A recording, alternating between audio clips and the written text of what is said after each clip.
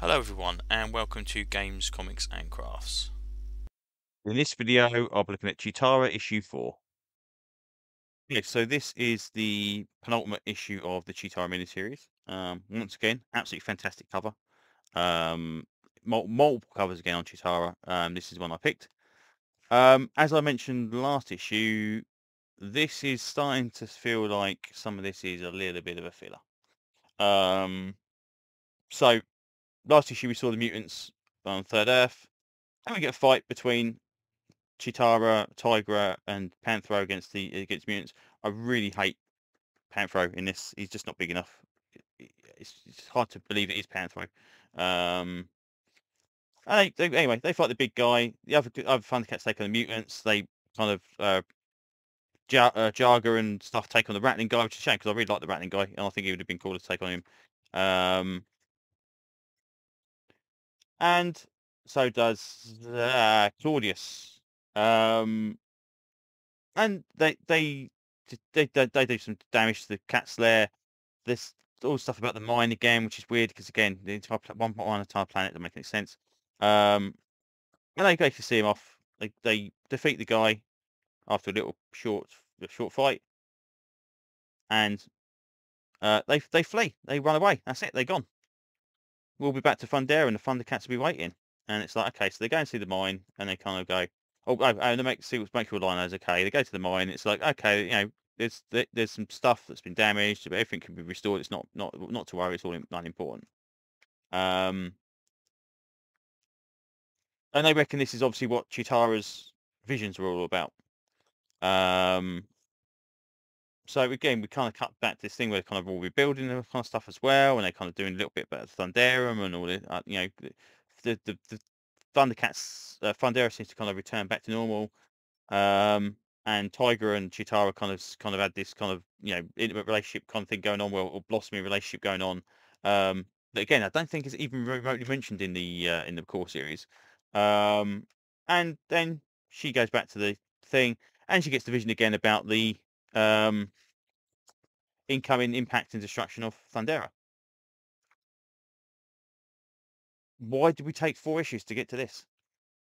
I mean, we could have had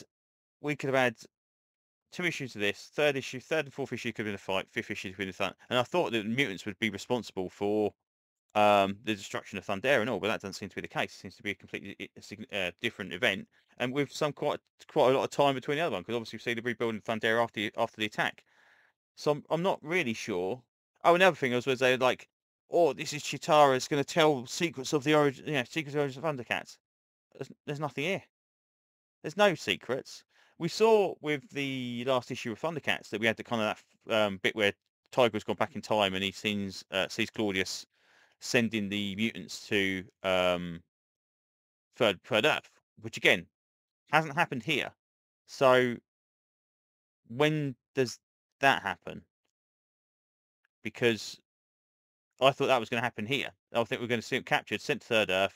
Then we saw then we saw destruction of Thundera, and then obviously they go to Third Earth to escape. That doesn't happen. So that means now we've got a meteorite coming in that uh, they've got to survive because they need to send the mutants to Third Earth for them to be there when they arrive. Okay, let's see how that's going to play out in one issue. Um, but the kind of like the idea of like I was expecting to see some kind of like of the hidden kind of deals between Mumra and Jarga and stuff that's all kind of hinted at in the core book. Um, there's none of that here either. I think Claudius is kind of a little bit kind of like standoffish and kind of like doesn't quite believe Chitara, but that's as far as it goes. It's not like Claudius is kind of like predestined this kind of destruction of Thundera to send them to Third Earth. So there's no secret here at all. I can't honestly think of anything here that's like, oh my god, that changes the entire core series. Apart from maybe this, but this isn't reflected on anything in the core books. So it doesn't make any sense. So again, I reckon this is nice.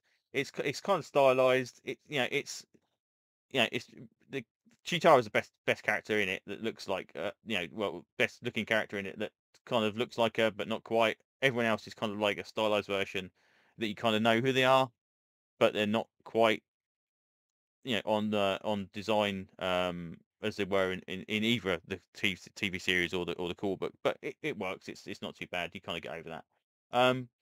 Obviously, I mean, Panthro looks like he's about 1,000 years younger, than in this than he does in the other one. So, but only Lino, his status pod, is the only one that obviously broke or whatever to make him grow up. So why does Panthro look so weird? Panthro looks like a normal guy in this one, and like a mini Hulk in the core book. Just strange, odd stuff. Kind of disjointed kind of continuity between this and the core book. All in all, at the moment, this book is largely unnecessary. We could have had this as probably like a 1 or 2 parter in the core book where we've gone like, oh, by the way, do you remember when Cheetara predicted the fall of Thundera and we all fled? That could have been it. 5 issues of this, crazy. So the only benefit we've got at this one is some really nice, pretty decent artwork inside and some really really nice covers.